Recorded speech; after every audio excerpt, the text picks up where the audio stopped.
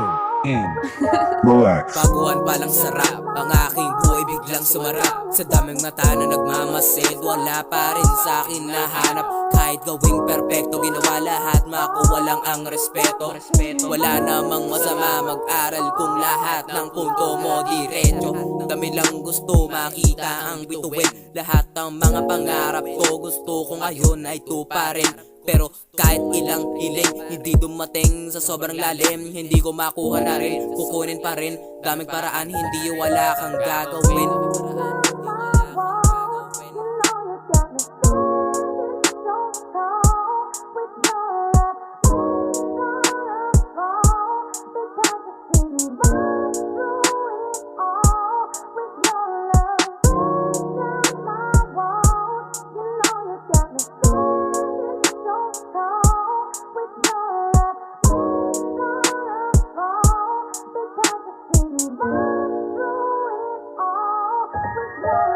Tangina, ang sarap.